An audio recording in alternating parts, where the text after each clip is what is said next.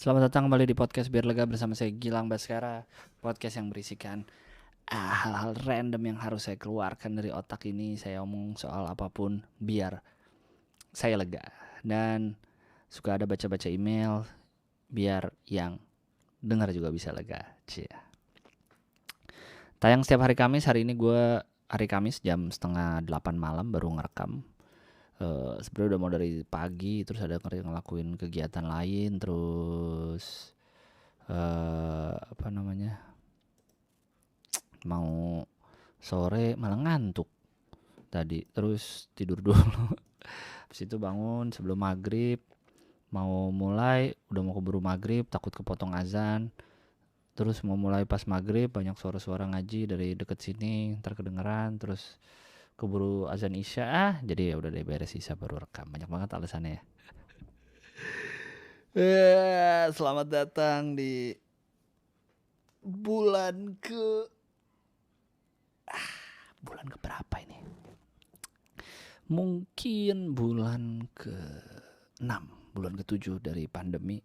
Iya gak sih? Ya segitu-segitulah.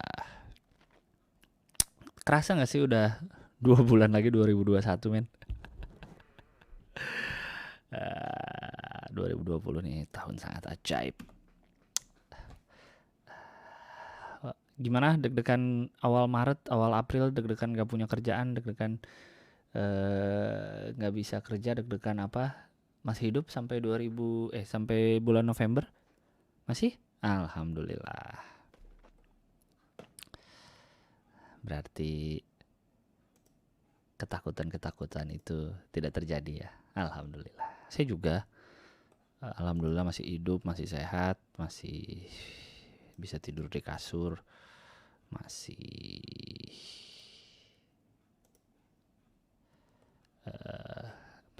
masih nggak kehujanan, ada atap di rumah.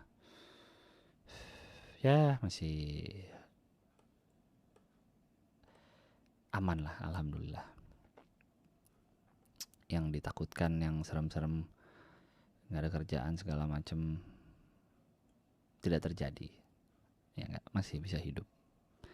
Jadi tidak perlu takut. Ya, insya Allah masih bisa hidup. Adalah jalannya, insya Allah. Kan buktinya aman-aman aja kan. Udah November loh bro. Dari awal bingung nih pandemi gimana, kerjaan gimana. Ya mungkin emang ada yang beneran kerjaannya hilang, kerjaan biasanya malah memunculkan usaha-usaha baru atau bakat-bakat baru yang terpendam, yang baru keluar di masa pandemi ini, yang selama ini tidak tahu atau selama ini ada cuma nggak ada waktunya buat ngasah. Alhamdulillah jadi bisa apa gitu ngelakuin hal baru, dia dapat kerjaan baru, mungkin dapat kebiasaan baru, ya lumayan lah. Tapi udah November bro, gila loh. Gue sih rada nggak nyangka ya udah mau udah mau apa namanya nih, udah mau 2021 bro. Gimana nih, udah mau 2021 lagi. Kayaknya baru kemarin awal tahun, baru kemarin awal pandemi rasanya lah. Kok udah 2000, udah mau 2002 berapa sih nih, udah mau 2021 lagi anjir. Rasanya cepet bener ya. Terus kayak ya udah aja gitu nih tahun, dengan segala macam yang terjadi, ya udah aja lewat begitu saja tahunnya, nggak berasa apa. Walaupun emang udah berapa tahun terakhir waktu terasa cepat sekali ya nggak sih, kayak nggak kerasa waktu udah hari Sabtu lagi, udah bulan depannya lagi, udah tahun depannya lagi, ya tanda-tanda kiamat lah, hari makin terasa cepat kan katanya. Tapi ini 2020 beda sih, emang kayak kerasa lebih cepet lagi gitu rasanya. Kenapa bisa gini ya gitu kan, kita bingung sendiri gitu. Tapi sudah lah ya, dijalankan aja, mau gimana lagi. Sampai kapan ya nih pandemi nih? prediksi orang kan tadinya November apa September, belum, ini pasti terus aja nih pandemi nih, belum selesai loh kita. Gue aja baru dapat kabar ada beberapa om dan tante gue yang kena positif. Gue belum dapat cerita komplitnya sih kenapa, di mana tracingnya gitu, kena di mana. Cuma ya gue udah lama nggak ketemu beliau juga, cuma mereka pada berpositifan, ada yang suami istri kayak gitu. Wow. Ya, itulah. BTW yang episode lalu tuh, yang gue ngobrol sama Anyun sama Gusman, gue kan jarang-jarang yang lihat lihat statistik, lihat chart, lihat gitu-gitu, apa sih yang gitu-gitulah, statistik gue jarang lihat. Kemarin gue lagi buka aplikasi Anchor aja, tadi udah nambah lagi aplikasi Anchor aja nih, lagi buka, mau ngecek biar lega, cek berapa episode gitu kan. Ternyata sih yang episode minggu lalu yang pola pikir itu, yang ngomong 2 jam lebih dikit, 2 jam loh bro, itu episode terlama dan 90% bahasa Sunda. Dan ya dari secara durasi aja tuh udah lama banget, 2 jam. Terus udah gitu isinya bahasa Sunda 90%. Dengan orang yang mungkin lu gak kenal, yang bisa jadi lu kenal Anyun sama Gusman sih, tahu di stand up, tapi bisa jadi lu gak kenal sama mereka. Tapi itu kenaikan pendengarnya kok cepet banget ya, heran gue asli. Jadi gini, gue rata-rata kalau gue suka lihat ya, kadang gue cek rata-rata satu episode biar lega dalam seminggu itu rata-rata pendengarnya 2000-an, nggak tentu 2000-an, kadang 1900, 1800, kadang 2500 dalam seminggu itu, dalam satu minggu penayangan gitu ya, sebelum muncul episode barunya minggu depannya, kayak gitu. Tapi episode pola pikir kemarin ini kan berarti gue pas seminggu nih ya, seminggu yang lalu udah 4000 plays, 4071, berarti naik 2 kali lipatnya. Padahal durasi 2 kali lipatnya juga, tapi pendengaran naik juga 2 kali lipat. Aneh, gue gak ngerti. Walaupun obrolan gue sama Anyun dan Gusman tuh sudah pernah gue obrolin sebelumnya sama mereka, gue pernah ngobrol-ngobrol tentang hal itu gitu. Mungkin sebulanan lalu lah, waktu di Bandung ketemu mereka juga. Terus gue merasa tuh menarik banget obrolan soal mindset segala macam, mindset orang kampung menurut mereka kayak gitu-gitu, menurut gue menarik banget. Gue emang udah kepikiran kapan-kapan bikin podcast deh bareng mereka. Nah pas kemarin gue minggu lalu ke Bandung lagi dan gue bawa alat ngerekamnya, ya udah deh sekalian gue rekamin tuh podcast. Dan ya udah gue losin aja, gue juga nggak nahan mau bicara apa, nggak nahan durasi, ngobrol aja dan diusahakan ngobrol biasa gitu, jangan jadi aneh karena ada mikrofon. Tapi ya udah akhirnya gitu jadinya, dan emang ngobrol biasa. Seru ya, karena obrolannya ngalir kali. Gue nggak tahu apa orang karena orang Sunda banyak gitu, jadi pendengarnya juga jadi banyak atau kumaha tuh, nggak tahu lah gitu. Ya terima kasih banyak yang sudah mendengarkan yang kemarin. Gue sih kepikiran pengen bikin lagi emang, please. Itu aja ya ngobrol 2 jam tuh, itu masih pengen ngobrol lagi rasanya gitu. Kayaknya masih banyak yang pengen gue tanya ke mereka. Mereka juga kayaknya masih banyak yang mau diceritain. Cuma itu udah jam, karena kami mulainya tuh udah tengah malam kalau gak salah tuh. Udah mau pagi, udah jam 3-an itu beres tuh. Beres tag tuh jam 3-an pagi kalau gak salah. Jadi udah ngantuk juga, jadi udahan lah gitu. Luar biasa.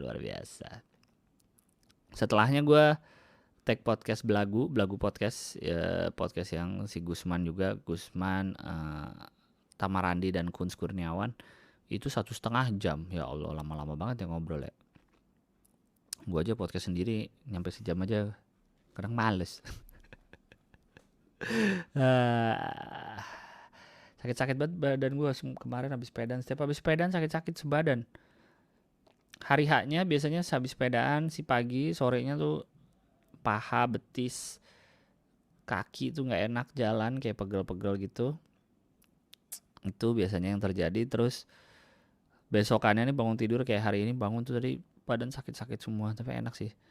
Itu kan sakit pegel ya, kayak berarti kan ada kayak kalau habis nge-gym gitu atau habis olahraga apapun lah, itu kan berarti ada otot yang bekerja, yang biasanya diem mungkin dia akhirnya bekerja, jadi kayak pecah gitu ototnya kali, jadi sakit atau pegel setelahnya. Itu pertanda baik sih sebenarnya, kecuali lu pegel habis duduk lama atau habis tidur di lantai ya beda lagi ceritanya. Cuma kan kalau habis olahraga ya emang habis bergerak badannya. Biasanya sih dibawa olahraga terus sih biar nggak pegel biasanya. Harusnya mah gitu.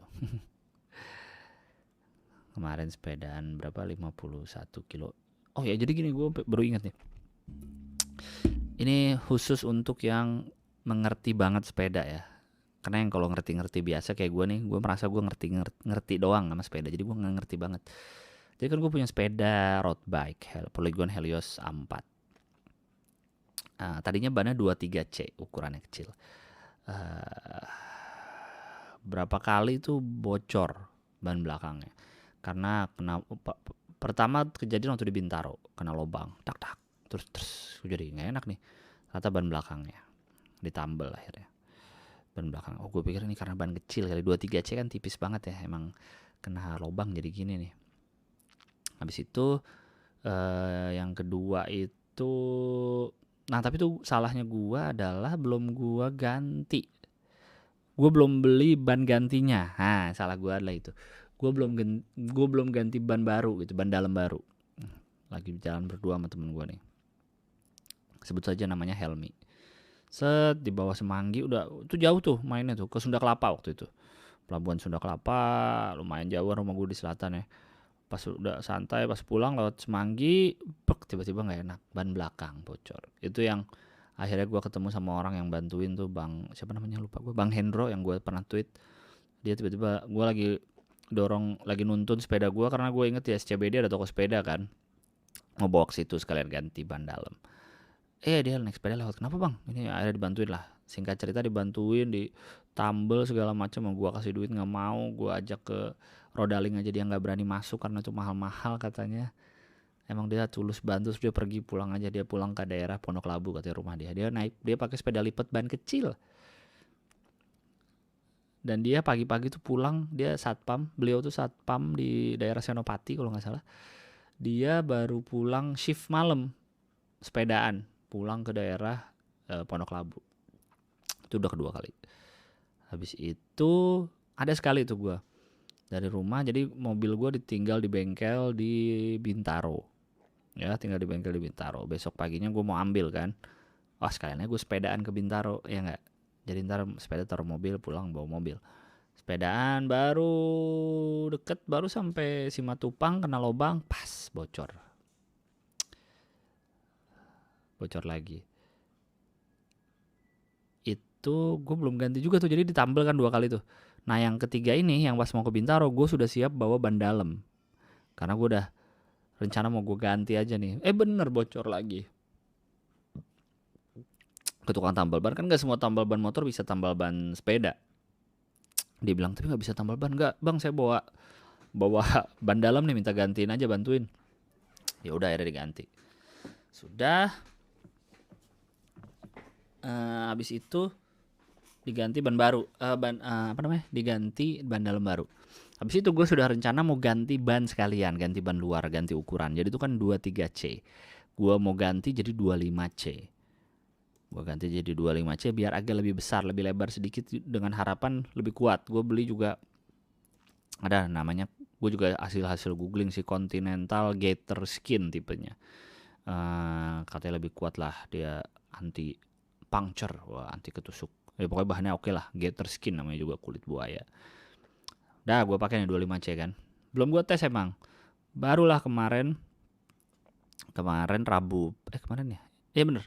Rabu pagi gue goes tuh saat sama temen gue, enak tuh goes ke daerah kemarin tuh kemana ya? Ke Kota Tua, Mangga Besar. Makan daerah situ. Nah mau pulang ya kan, pulangnya lewat Sudirman lagi, kedeketan Sudirman lagi. Biasa jalan Sudirman tuh bosan, jadi kami berdua, sama Helmi lagi nih. Dia dapat sial mulu kan bareng gue. Gue berduaan sama dia sial mulu dapat ban bocor sama gue. Kalau lewat Sudirman lagi tuh bosen kami, sepedaan Sudirman Tamrin gitu. Akhirnya lewat dari Mabes diterusin ke Gunung Sahari. Jadi ke arah selatannya lewat Gunung Sahari, apa sih, Salemba ya, apa sih, Jatinegara, itulah pokoknya Matraman, itu yang lurus aja. Baru di Gunung Sahari, kan belok kanan ke jalan Gunung Sahari, kena lubang tuh, berasa emang gua kena lubang, kayak ada coelan dikit lah di aspal, deg-deg gitu, aduh kena lubang. Set, goes-goes, nggak enak lagi ban belakangnya, bocor lagi. Terus untungnya di sepanjang jalan situ ada tambal ban lumayan banyak dan deket-deketan. Jadi pertama kita nyamperin yang depan. Kan nanya tukang sapu ada tuh di belakang. Tapi sebelumnya kita lihat di depan ada, depan tanya, set, oh nggak bisa. Mundur lagi ke dalam gang, nggak bisa lagi. Mundur lagi nanya ke depan pom bensin, nggak bisa. Jadi itu ada 4 tambal ban deket-deketan jaraknya, alhamdulillah. Akhirnya ke tambal ban terakhir dia bilang bisa nambel ban sepeda. Terus Helmi nih yang menyadarkan gue bahwa udah 4 kali bocor. Kan gue ceritakan nih 4 kali bocor nih. 4 kali bocor selalu ban belakang yang kena. Padahal gue udah ganti ban. Padahal nih ban yang gue pakai kemarin tuh kan ban luar, ban dalam dua-duanya baru. Dan selalu ban belakang. Bener juga, gue baru sadar selalu ban belakang yang bocor. Terus dicek kan sama tukang tambal ban bocornya. Jadi di ban dalamnya ada kayak 2 lubang gitu, 2 lubang simetris tek gitu. Jadi kayak ketusuk sesuatu yang bentuknya 2 gitu kanan kiri. Cak, jadi bolong. Kayak gitu. Terus jadi mikir kan ini jangan-jangan bukan ban dalamnya, bukan masalah ban sepeda gua tipis karena road bike. Harusnya road bike walaupun tipis ya kuat dong, tetep aja dong, nggak masa kena lubang langsung bocor.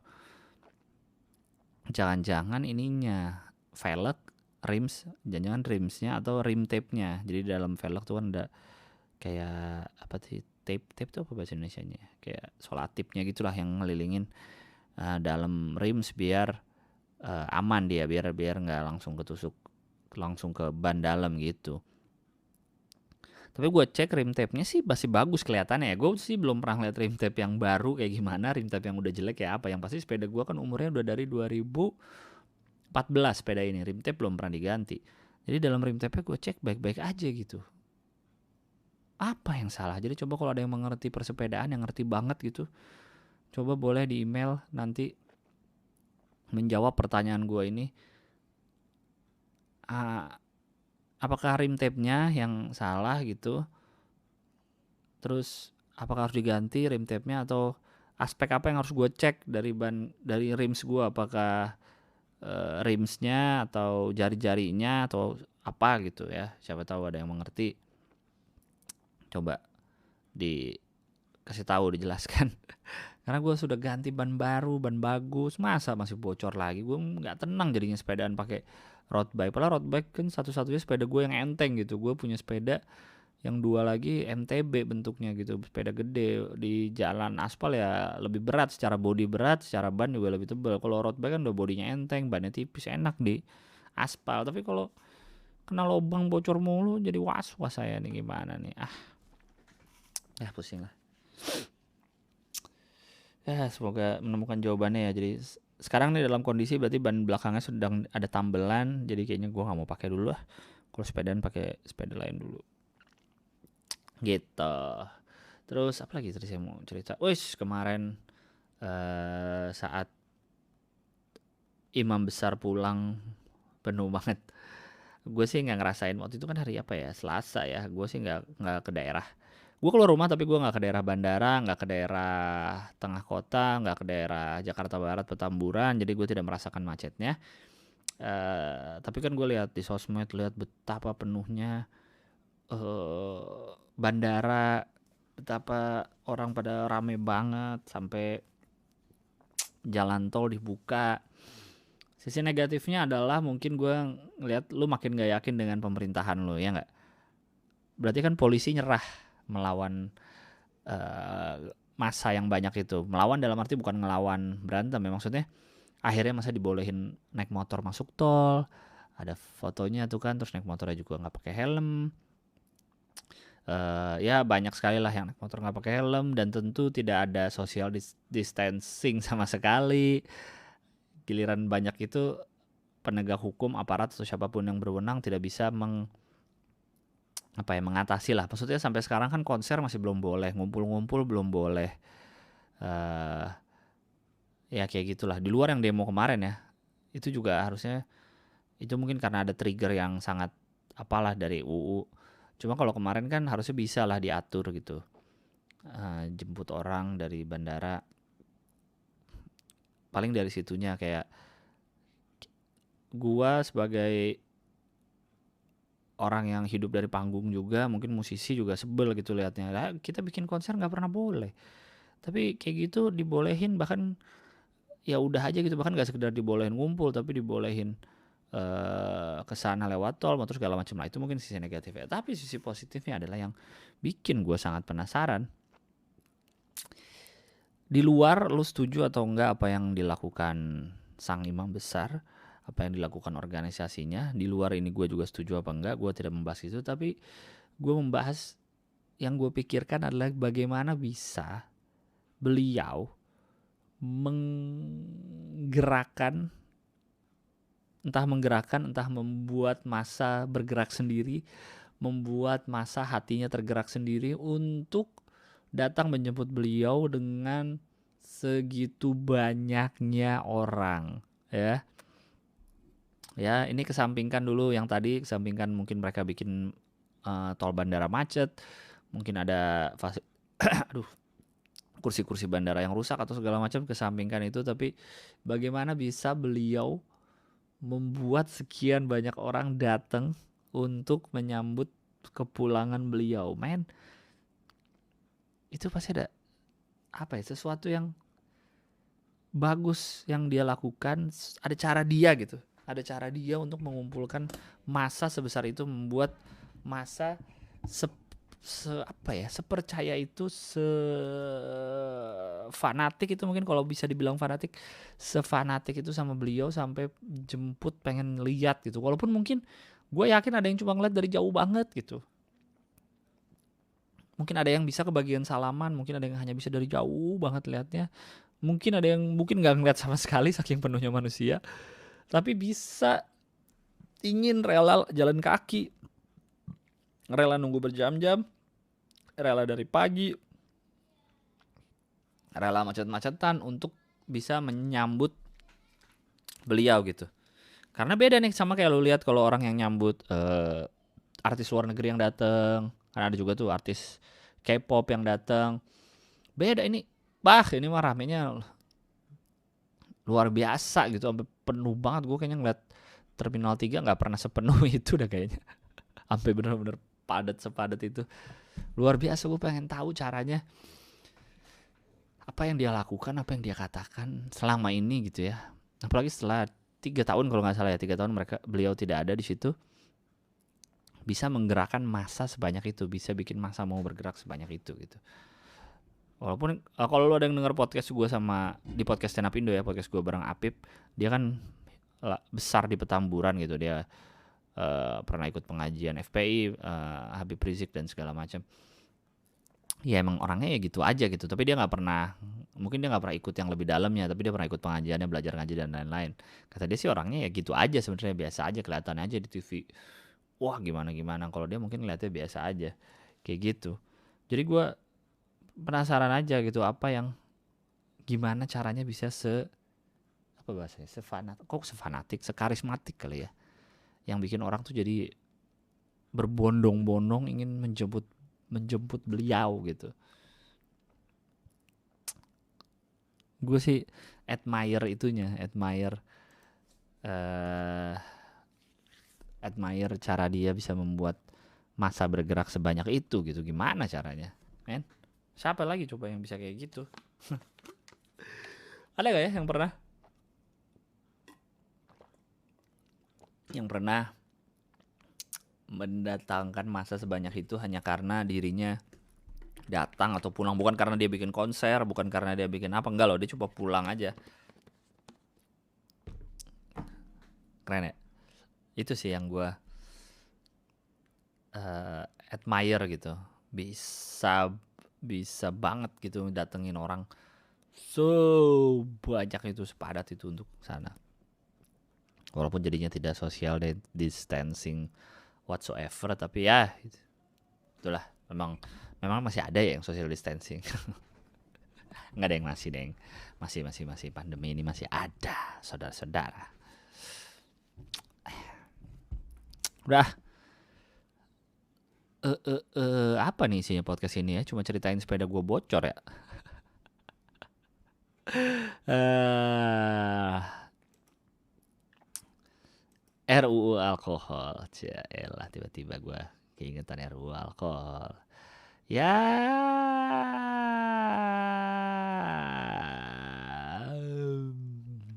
kita lihat aja apa yang terjadi. Apakah ini hanya untuk memancing sesuatu si RUU alkohol ini? Kita lihat. Silahkan kalau ternyata tiba-tiba batal RUU ini, silahkan simpulkan sendiri apa maksud RUU alkohol ini dimunculkan ke publik gitu, dirame-ramein. Karena kan katanya mengatur sebenarnya yang harusnya diregulasi kan, sama kayak rokok, alkohol pun harusnya diregulasi gitu. Emang sudah diregulasi, emang yang nggak bisa dibeli oleh masih kecil, ya walaupun bisa juga sih. Ya mungkin yang kayak di warung-warung jamu gitu kali kan suka, itu kan tidak ada kontrol kerasnya gitu. Mungkin nggak bisa di sembarang tempat ininya apa namanya, mengkonsumsi segala macam entahlah gitu. Katanya juga pabriknya juga mau diatur, padahal kan pabrik yang tradisional juga banyak yang nggak tahu lah. Tapi ingat kata-kata gue, kalau tiba-tiba RUU itu batal, silahkan kalian simpulkan sendiri. Aku tidak mau mengeluarkan apa-apa. Dah, mau baca email aja. Ada berapa nih? 23 email. Yang paling terakhir 25 Oktober. Yang paling terakhir, yang paling lama. Oke. Gua jahat gak sih subjeknya? Halo Bang Gilang, tolong dibaca ya. Bentar dulu ya, gue pause dulu bentar. Oke. Oke, kemana tadi? Gue jahat gak sih subjeknya ya? Halo Bang Gilbas, tolong dibaca ya. Tapi alamat email gue jangan disebut. Sebut aja gue T. Gue mahasiswi semester 3 di salah satu universitas. Gue mahasiswi semester 3 di salah satu universitas swasta di T, Jatim. Gue mau curhat dan pendapat lu biar gue lega. Jadi nama lu T, tapi lu juga mahasiswa di universitas swasta di kota T di Jatim. Apa kota T di Jatim? Kota gedenya paling kan Jatim kan Surabaya, Malang. Apa namanya?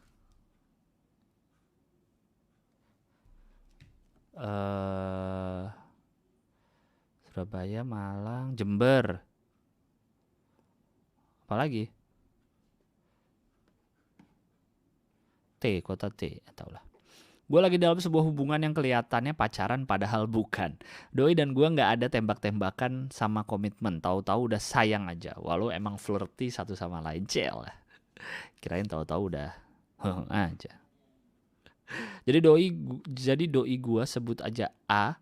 Di awal-awal kami dekat ngaku kalau doi suka sama adik kelasnya. Dalam kurung, gue dekat sama A karena ada temen gue yang kelihatan banget kalau suka sama A, tapi A-nya nggak peka. Jadi ada temen lu yang suka sama A, tapi A-nya nggak peka, tapi malah lu yang jadi deket sama A. Biasa dalam pertemanan. Tempo hari, A cerita ke gue kalau adik kelasnya akhirnya ngontak dia. Kayak nagih janji gitu. Gimana? Tempo hari A cerita ke gua kalau adik kelasnya akhirnya ngontak dia kayak nagih janji. Oh ya, karena dia ngaku deket suka sama adik kelasnya. A ngirimin semua screenshotan chat dia sama adik kelasnya ke gue. Dari situ gue tahu kalau A diminta putus kontak sama adik kelasnya. Soalnya si adik kelas ini ikut grup hijrah dan si A diminta buat nunggu. Tapi si A milih gua dan si adik kelas ini ngeblok si A. Karena A curhat sama gue saranin juga supaya minta maaf dan jelasin apa yang ada. Menurut Bang Gilbas, gue jahat gak sih? Gue kayak ngerebut A dari temen gue, lalu dari adik kelasnya. Terlebih gue dari awal emang gak niat kalau hubungan ini akan seterusnya. Jahat. Pertama, sama temenmu, dia kan gak jadian juga. Sama adik kelasnya, gak jadian juga. Tapi sama kamu, gak jadian juga. Jadi, kamu tidak jahat, tidak ada yang berhak marah juga, Harusnya ya. Mending walaupun tidak ada tembak-tembakan, mending kamu bilang ke si A, kalian nih apa gitu. Kita nih apa gitu. Kalau pacaran, ayo gue gak akan ngeliat cewek lain nih, cowok lain. Kalau enggak, ya gimana gitu. Daripada bingung, lu merasa jahat tapi padahal tidak ada yang jadian juga semua. Aneh-aneh aja dah.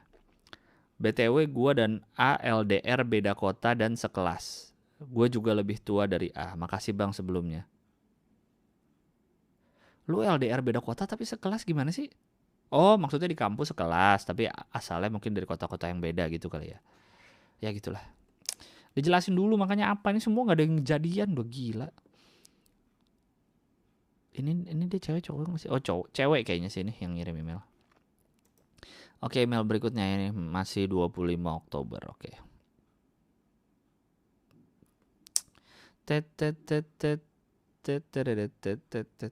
Mutia Fahrunis. Oh, ini yang kemarin email juga. Oh, yang bilang ada temennya ya yang kena COVID kalau nggak salah di email sebelumnya. Oh iya, Asmen waktu masih kerja di kantor lama ya yang di email berarti di podcast 2 minggu lalu, karena yang minggu lalu kan tidak ada email. Oke, Kak Gilang dan para pendengar podcast biar lega, biar tenang ininya subjeknya. Kalau di email sebelumnya aku minta tolong doain Asmenku biar sembuh, kali ini aku mau minta tolong doain Asmenku biar tenang karena hari ini beliau berpulang. Innalillahi wa inna ilaihi raji'un. I cried of course, confused. Jadi email pertama dia tuh tanggal 22, doain biar sembuh, tanggal 25 temannya meninggal. Semoga tenang, semoga dikasih kekuatan keluarganya. Tapi aku yakin ini adalah yang terbaik untuk Mbak Clarissa. Sekarang udah gak sakit lagi ya Mbak, hehehe. Aku partneran sama Mbak Clarissa sejak beliau masih jadi senior tax sampai beliau jadi assistant manager. Aku diajarin sama Mbak Ica kalau kita bikin kesalahan yang ngaku aja. Habis itu cari solusi. She call it dalam tanda petik pengakuan dosa. Aku doain semoga Mbak Ica tenang di sana. Semoga kebaikan Mbak Ica jadi teman di sana dan semoga keluarga Mbak Ica diberi ketabahan. Amin. Amin, amin, amin. Best regards Muti. Ya, semoga keluarganya diberi ketabahan. Dan kalau nggak salah kan di email sebelumnya nih bilang keluarganya nih, ibu, suami, 2 anak dan asistennya semua positif COVID kan, semoga lekas sembuh yang lain-lainnya, amin. Alright, lanjut ke email berikutnya. Subjeknya nggak ada. Bang Gilbas, saya sekarang usia 22 tahun. Saya punya pacar dan pacaran selama hampir 4 tahun dari awal kuliah sampai sekarang. Sampai sekarang udah pada kerja. Saya tuh selalu beda pendapat dengan cewek saya kalau soal nikah. Cewek saya pengen cepet-cepet, tapi saya pengennya karir dulu aja. Tapi saya juga punya alasan, saya nggak pengen nanti jika saya punya anak saya mengalami apa yang saya pernah alami. Menurut Bang Gilbas, apa saya salah dan mementingkan karir terlebih dahulu? Sukses selalu Bang. Menurut saya tidak salah, karena ini mah bukan masalah karena lu cowok atau masalah gender ya, karena ada cewek juga yang mementingkan karir, yang tidak memikirkan nikah. Ada juga cowok yang pengen cepet-cepet nikah, ada. Jadi kalau menurut saya itu tidak salah Anda mementingkan karir. Tapi karena pacaran berdua dan ceweknya pengen cepet tapi kamu pengen karir, tapi tentu kamu juga ingin nikah dong sebenarnya. Ada baiknya namanya di kehidupan, entah di kerjaan, entah di hubungan, entah dimanapun, ada yang namanya kompromi. Jadi ada baiknya dicari komprominya alias jalan tengahnya enaknya gimana. Karena kan tentu tidak ingin semua pengen menang egonya tentu. Tapi kan gak bisa dong semua menang di dunia ini ya. Kalau semua jalan lampu hijau semua juga pasti kan tabrakan dong. Harus ada yang merahnya, harus ada kuningnya begitu, oke? Kompromi, kunci dari kehidupan ini. Celah. So tahu banget gua. Oke, lanjut. Pengen cerita aja, jangan dibacain alamat email. Halo Bang Gilbas, apa kabar? Semoga sehat terus. Aku udah agak lumayan ngikutin Bang Gilbas, terutama di channelnya Uus, dan lumayan nungguin juga kalau podcastnya telat upload. Baru kali ini memberanikan diri buat cerita ke Bang Gilbas. Hehe. Aku bingung passionku sebenarnya kemana. Cuman akhir-akhir ini aku sadar kalau passion itu udah overrated, dan yang paling penting itu kemauan dan kerja keras, bukan passion. Bang Gilbas juga pernah bahas kan? Yes. Terus karena aku sadar kalau sekarang dunia udah pindah ke digital dan programmer semakin dibutuhkan, aku berniat buat daftar ke DAS University karena kebetulan ada jurusan itu dan udah lama tahu dari ngikutin videonya Mas Erik. Bang Gilbas pasti juga ngikutin dong, bahkan beberapa waktu lalu ikutan tripnya Mas Erik. Tentu aku kalau dihitung-hitung sudah masuk mungkin ada 4 kali episode DAS yang ada guanya. Celah, bangga banget gitu masuk DAS. Ya gitulah. Aku berniat buat daftar ke situ karena aku ngerasa kalau aku keterima dan belajar di situ, aku bakal bisa fokus karena jauh dari distraksi kerjaan, nongkrong dan lain-lain. Sedangkan kalau aku belajar sendiri atau teman atau YouTube, aku susah ngecerna materinya dan pasti butuh mentor buat ditanya-tanya. Makanya aku pengen banget bisa belajar di DAS dan jadi programmer. Amin. Udah dapat restu dari orang tua, dapat restu dari pacar, malah pandemi. Setelah cari info ternyata DAS lagi nggak buka pendaftaran buat tahun ini dan bakal buka buat tahun depan. Sedih banget. Ya udahlah aku tunggu tahun depan aja sampai dibuka lagi pendaftaran. Tapi aku juga takut nggak keterima sih. Untungnya aku dapat ide buat plan B. Misalkan aku nggak keterima di DAS, aku kayaknya bakal ngelanjutin usaha sablon yang sempat aku rintis. Nah sekarang sambil nunggu pendaftaran, aku lagi nabung buat modal hidup di sana atau buat modal usaha dari gaji bulanan sebagai digital marketing di salah satu perusahaan training. Sorry ya bang kepanjangan, makasih udah nyediain tempat buat cerita. Sukses terus Bang Gilbas. BTW aku dari Sidoarjo, Jawa Timur. Mantap. Sampai ketemu di email berikutnya. Keren. Kebiasaan lu banyak juga ya. Lu pengen belajar programming, tapi sekarang punya usaha sablon, dan sekarang juga kerja sebagai digital marketing di perusahaan training. Gokil. Yang bener sih, kalau dipikir passion tuh udah terlalu overrated sekarang. Yang ada, ya lu lakuin aja. Kesempatan yang datang di depan muka lu lakuin. Kesempatan yang datang lu kerjain. Ada kerjaan yang datang lu pelajarin. Akhirnya itu nanti kan ilmu lu bertambah dikit. Ntar lama-lama berasa apa yang lu seneng banget gitu. Mungkin bukan passion namanya, tapi apa yang lu seneng banget. Kalau gue lihat dari lu kayaknya lu seneng ya di dunia digital gitu. Sablon kan juga ada digitalnya gitu, desain segala macem. Jadi mungkin di situ yang hal yang lu suka mungkin. Walaupun nggak tahu passionnya apa sebenarnya. Lanjut, cinta atau obsesi? Betul dia umurnya berapa sih? Bingung dia nggak? Mungkin udah kerja kali ya, karena dia bilang dia udah kerja, nggak bilang kuliah.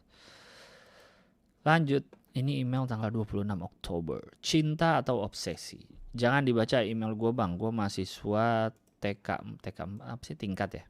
Gue mahasiswa tingkat 4 bentar lagi mau skripsi. Gue udah suka sama teman kuliah gue dari lama dari tingkat 1. Tapi sayangnya dia udah punya cowok di luar kota. Gue udah ngedeketin dia dari kapan tahu.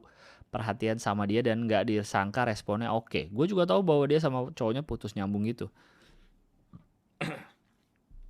Tapi pernah ada kejadian dia putus sama cowoknya dan malah jadian sama cutting dan katanya mau tunangan. Kan asem deketnya sama gue tunangan sama cutting. Tapi singkat cerita mereka putus, nggak jadi tunangan dan dia malah balik ke cowoknya yang dulu. By the way gue udah nembak dia dan tentunya ditolak.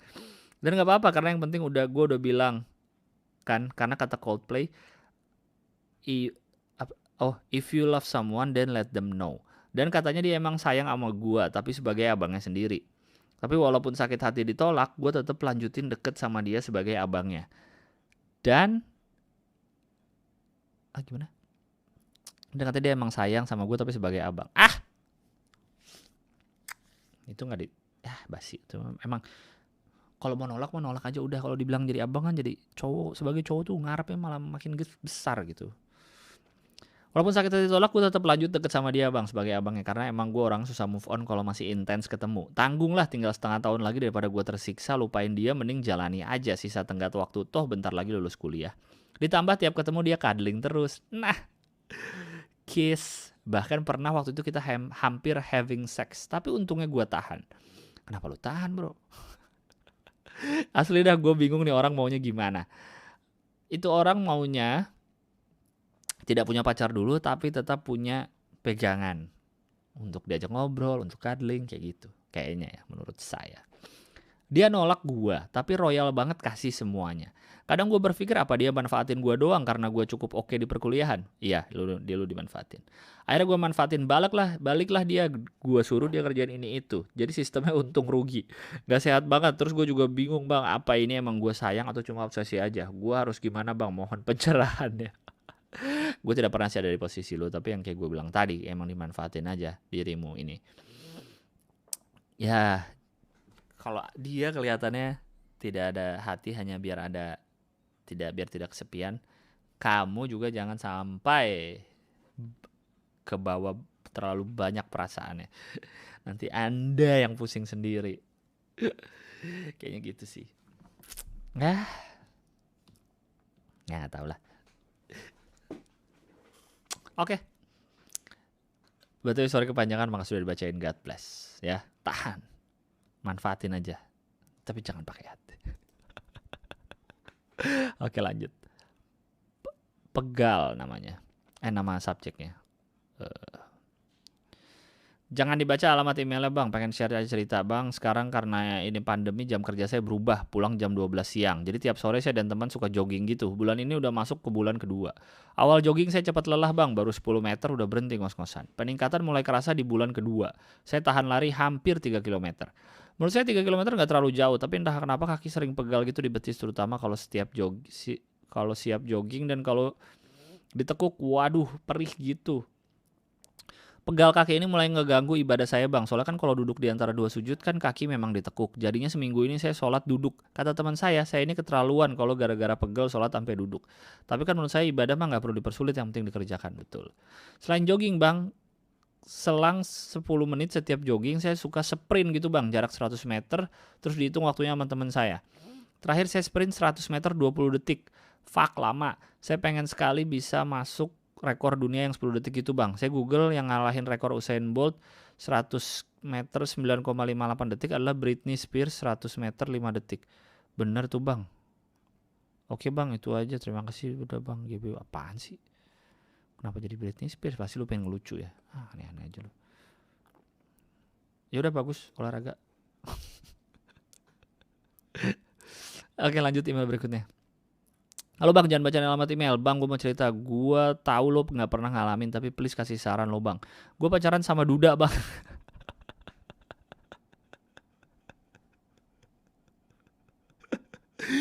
Ya iyalah, gue gak pernah ngalamin. Masa gue ngalamin pacaran sama duda? Ya gak tahu sih di kedepannya, di kehidupan ini kan. Cuman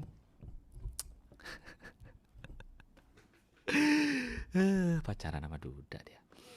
Udah jalan 3 tahun dan selama itu dia gak pernah gue kenalin ke orang rumah gue dengan alasan gue takut kalau disuruh ngejauhin itu duda.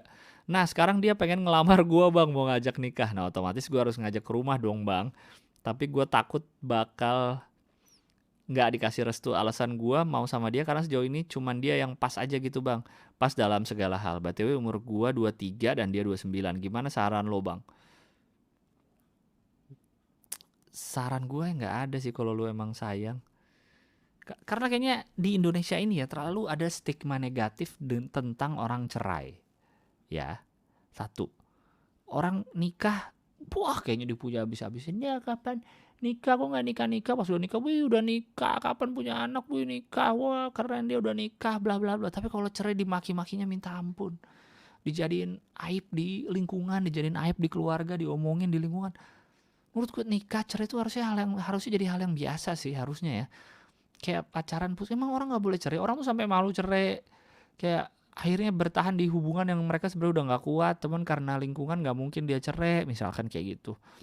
Akhirnya jadi ya udah aja deh, yang penting kelihatan masih baik-baik aja, tapi mereka akhirnya sama cari pasangan, cari cowok lain, cari cewek lain kayak gitu. Tapi nggak mau cerai karena takut dibilang negatif lah sama society kan. Toksik sekali society kita. Masa orang mau cerai nggak boleh? Orang disediakan kok caranya sama pemerintah gitu, sama negara diakomodir. Di agama kalau di Islam pun setahu gue boleh, walaupun itu hal yang dibenci oleh Tuhan, tapi boleh gitu. Untuk talak 1, talak 2 itu kan ada. Kenapa kalau orang cerai itu jadinya negatif banget gitu image-nya? Nah, udah mau orang cerai negatif, output dari cerai yaitu duda dan janda dianggap negatif pula. Situ kan duda loh. Itu mah jangan mau, dia mah duda. Dia janda pasti genit gitu kan. Kalau di lingkungan tetangga pasti kalau janda dianggapnya genit, suka godain suami orang. Istri yang masih ada suaminya juga kadang ada yang suka ganjen kok. Gila kali. Janda dan duda tuh jadi, ya karena perceraiannya itu dianggap jelek, jadi outputnya pun duda dan janda pun jadi jelek gitu. Dianggap kalau lu pacaran sama yang duda atau yang udah janda, jadi kayaknya jelek lah image-nya gitu. Akhirnya kejadian-kejadian kayak kamu gini. Padahal harusnya biasa aja pacaran sama yang duda. Toh apalagi dia serius dan mau ngelamar gitu. Harusnya kan ya udah aja gitu. Cuma ya karena itu tadi image gitu. Karena image duda tuh kayaknya gimana gitu. Ada aja. Mungkin kalau lu bawa dudanya Gading Martin, orang tua lu setuju kali. Ya semoga lancar lah, apalagi mungkin karena dia serius mau ngelamar, lu bisa jelasinnya justru lebih enak kan, karena ini orang serius loh mau ngelamar aku gitu. Dan dia super kaya raya mama gitu. Enggak ya, semoga lancar ya. Thanks ya bang udah kasih saran, sehat selalu bang, jangan sampai ngalamin kejadian kayak gitu. Ya iya, masa aku sama duda, kamu tuh Lanjut. Don't try this at home, subjeknya. Assalamualaikum Bang Gilang. Waalaikumsalam. Gua pengemail tentang penipuan cewek BO. Oh, oke. Kali-kali lah email masalah hidup gua. 2018 gua kerja di bilangan Wahid Hashim Jakarta Pusat. Jakarta Pusat lagi gua ngomong. Gara-gara Hashim jadi Pusat. Waktu itu gua lagi sedang main ML. Malah diajak ML beneran sama orang expatriate from Russian. From Russia. Russian mah orang Rusia dong. Awalnya gue lagi the break sebat sambil main game. Tiba-tiba ada bule deketin gue pakai bikini, dilapisi baju tidur.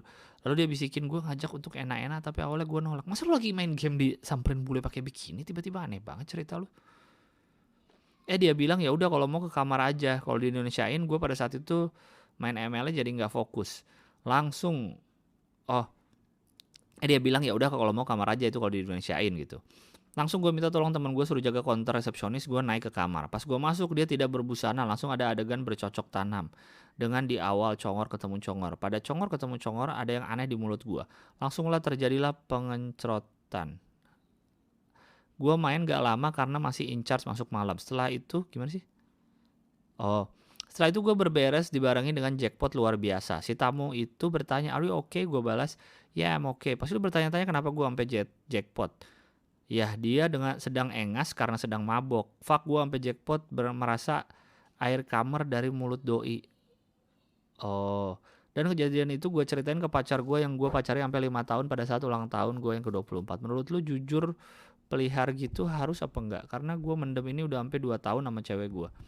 Tapi setelah gue ceritain itu gak memohon untuk dia maafin, tapi gue suruh dia memilih untuk stay or leave me. Edan. Betul, gue rencana mau nikah tapi planning gue hancur gara-gara corona yang gue sendiri masih bertanya-tanya apa corona itu ada dan cewek gue masih sama gue sampai sekarang. Sorry agak panjang, aneh cerita lu.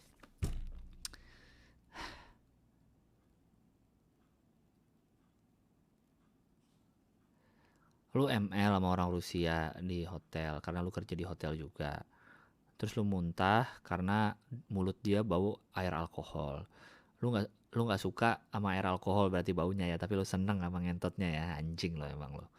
Terus lu udah punya pacar 5 tahun pacaran, tapi lu ngewe sama orang Rusia itu. Terus lu ceritain kejadiannya. Nah, padahal sebelumnya udah mendem sampai 2 tahun. Terus lu mau nikah. Terus lu bertanya corona itu ada, terus cewek lu masih sama lu sampai sekarang. Suka-suka lu dah. Pusing gue juga. Ya bagus lah kalau cewek lu sampai sekarang, lu harusnya malu. Harusnya lu yang ninggalin cewek lu. Lu malu harusnya cewek lu masih mau sama lu sampai sekarang.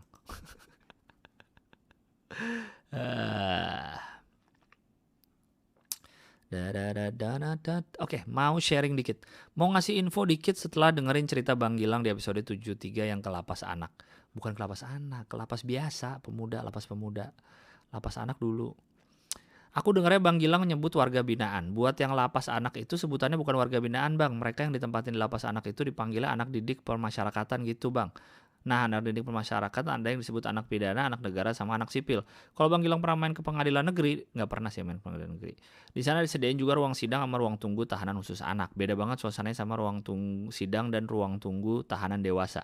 Terus tuh bang, kalau sidang anak, hakim, PU sama penasihat hukum pada nggak pakai toga. Cemiu, ya correct me if I'm wrong. Sumpah nggak ada niat sama guru, cuma sharing aja. Soalnya sering banget salah kaprah orang-orang happy. Gue bukan ke lapas anak dulu pernah 2 tahun lalu kali. Yang kemarin tuh lapas pemuda biasa udah gede-gede gitu. Tapi terima kasih atas infonya. Lanjut. Tobat tapi jebelin. Ini terakhir kali ya. Udah berapa menit? Udah 49 menit ini terakhir nih. Email tanggal 29 Oktober. Ya, oke. Tobat tapi nyebelin. Email dan nama jangan dibaca ya, Bang. Hai Bang Gilang, kenalin nama gue Ran. Gue cewek 23 tahun dan sudah menikah. Tujuan gue ngirim email ini cuma sekedar ngeluarin unek-unek aja biar lega, dan maaf kalau emailnya agak panjang. Gue lahir di keluarga yang tidak begitu religius sebelumnya. Tapi setelah bokap gue ketahuan dosa-dosanya dan dia kecelakaan jatuh dari ketinggian 3 meter, tangannya patah, dia mulai tobat. Tapi tobat bokap gue ini nyebelin, Bang. Dia bakal maksa apapun yang menurut dia bener dan bakalan marah banget kalau gue nggak nurut. Gue orangnya rebel, Bang. Gue makin dipaksa ngelakuin sesuatu, gue jadi enak dan malas ngelakuin. Sama, kebanyakan orang kayaknya gitu deh. Contohnya kayak berpakaian. Dulu gue selalu berpakaian menutup aurat pakai pakaian yang lebar-lebar. Tapi semenjak bokap gue mulai nuntut gue kayak nggak boleh pakai celana, harus pakai rok, gue jadi males. Gue jadi enek dan males nurut lagi. Gue bakalan pakai celana sesuka gue kalau nggak dilihat bokap, dan bakalan pencitraan aja di depan dia. Bahkan padahal lu udah nutup aurat ya sebelumnya ya, tapi malah makin disuruh nggak boleh pakai celana. Berapa bulan ini gue udah tinggal sama suami gue dan dia fine-fine aja dan nggak merasa maksa gue harus gimana-gimana cara gue beribadah. Nggak kayak bokap gue yang maksa dan marah-marah. Sebenarnya gue sadar yang dikasih tahu bokap gue itu bener, apapun soal agama. Tapi cara penyampaian dia itu yang bikin orang males. Banyak hal yang kayak gitu sih menurut gue. Banyak hal yang bener, tapi cara penyampaian orangnya yang bikin males. Jadi kita tidak menggubris hal kebenaran itu. Lanjut. Gue gak cocok sama bokap gue dan kadang pembahasan kecil aja bisa buat kita berdebat panjang, ujung-ujungnya marah sampai dia ngata-ngatain gue sekuler lah, liberal lah. Padahal udah berkerudung ya. Luar biasa bokap lo. Pola pikir gue selalu bertolak belakang sama dia dan itu bikin gue males ngomong sama dia. Tolong ya Bang, doain bokap gue biar sadar apapun yang benar menurut dia itu gak selalu harus dipaksain ke orang lain, apalagi kalau penyampaiannya kasar, itu salah. Makasih Bang udah dibacain, sehat selalu ya Bang sekeluarga, amin. Pertama namanya juga orang tua. Ingat, orang tua kita tuh punya dari generasi yang berbeda sama kita. Mungkin orang tua kita itu kan bisa 2 atau 3 generasi di atas kita gitu. Mereka ngalamin lingkungan yang beda, ngalamin era yang beda, ngalamin pertemanan yang beda, ngalamin hal-hal yang beda sama kita. Jadi pola pikirnya tentu beda. Ya. Jadi memang susah kalau udah mereka tahu sesuatu dan kita punya pemikiran sendiri, susah saling memasukkan kepikiran satu sama lain gitu. Kalau kata Adi Materi Adriano kalau Bidi spesial dia yang kedua, yang tahu deh yang pinter. Kan dia bilang kayaknya orang tua kita lebih dekat ke meninggal daripada ke berubah pikiran gitu, kalau kasarnya gitu. Jadi nggak usah lu paksain, lu iyain aja lah gitu. Bener kata lu pencitraan aja depan dia, lu pakai rok depan dia, kalau di luar ya udah aja gitu. Karena akan lebih ribet kalau lu berusaha ngubah, atau apalagi lu ngebantah bisa panjang banget. Toh lu juga udah tinggal sama suami lu kan, jadi harusnya udah nggak sesering itu lagi ketemu, ya nggak? Ya oke lah gitu aja. Terakhir email 29 Oktober, minggu depan lagi ya gue bacain ya. Terima kasih banyak yang sudah mendengarkan, terima kasih banyak yang sudah email, terima kasih banyak, akan segera saya upload, oke? Sampai jumpa di episode berikutnya, bye-bye.